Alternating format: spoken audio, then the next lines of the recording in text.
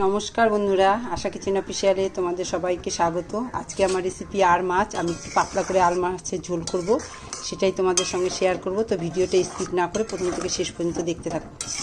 আর আমার রান্নাবান্না যদি তোমাদের ভালো লাগে তো একটা লাইক শেয়ার কমেন্ট করো। আরেকটা কথা বলছি, যদি আমার চ্যানেলে তোমরা নতুন হও তো একটু সাবস্ক্রাইব করে দিও, পাশে থেকে নোটিফিকেশন বেলটি প্রেস করে দিও নতুন নতুন ভিডিও দেখার জন্য। তো চলো আজকের এই আর মাছের রেসিপিটা রান্না শুরু করি।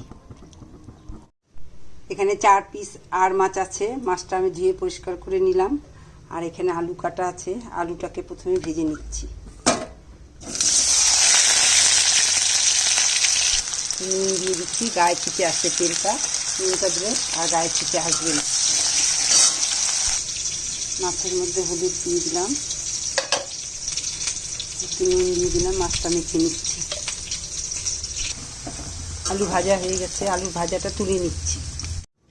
এখানে জিরা, আদা, ধনে আর কাঁচা লঙ্কা, কাঁচা পাকা লঙ্কা বাটা আছে, আর পেঁয়াজটা বেটে নিচ্ছি। একটু জিরা দিলাম, তেজপাতা আর একটা শুকনো লঙ্কা ফোড়ন দিলাম। আলু ভাজা হয়ে গেছে, এই তেলের মধ্যে মাছ দিয়ে দিচ্ছি।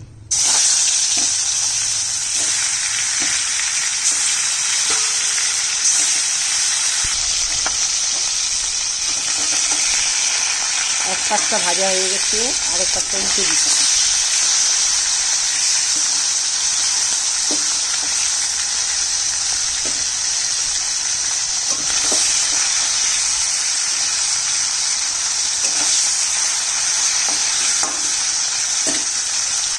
তুলে নিলাম, একটু তেল দিচ্ছি।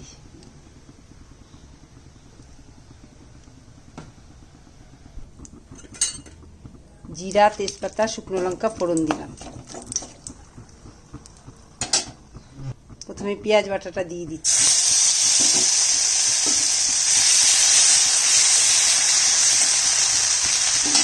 এরপরে একটা টমেটো কাটা দিয়ে দিচ্ছি।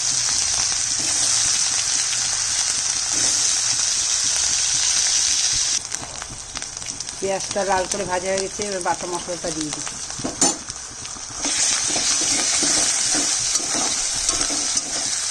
টমেটোটা গোটাই থাকবে, তাই আমি এইভাবে কেটে দিই। দিয়ে দিচ্ছি পরিমাণ মতো ছোটো চামচের 1 চামচ হলুদ দিই।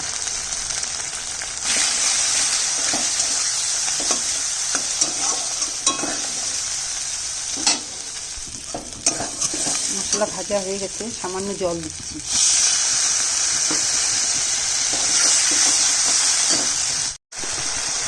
ভাজা আলুটা দিয়ে দিলাম।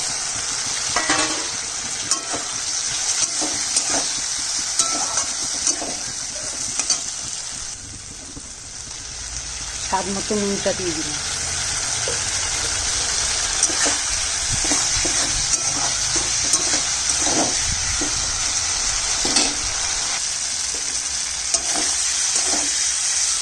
কষানো হয়ে গেছে,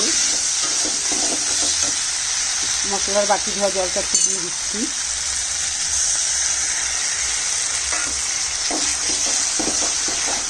শিলনোড়া ধোয়া জলটা দিলাম।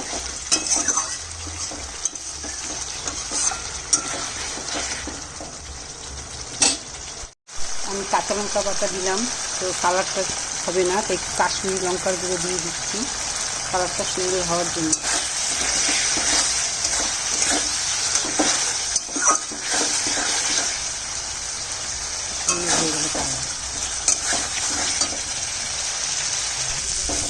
মশলা তেল আলাদা হয়ে গেছে, কষানো হয়ে গেছে, এটা ঝোল দিয়ে দিচ্ছি, জলটা দিচ্ছি।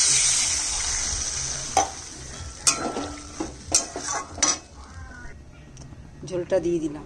এবার মাছ ভাজাটা দিয়ে দিচ্ছি।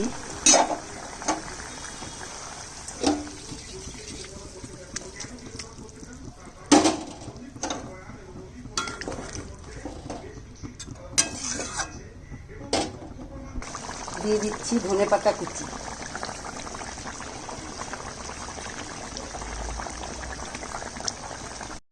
গরম মশলার গুঁড়ো দিয়ে দিলাম। রান্না কমপ্লিট। তো আজকের মতো রান্না এখানেই শেষ। সবাই একটা নতুন রেসিপি নিয়ে আসবো। টাটা।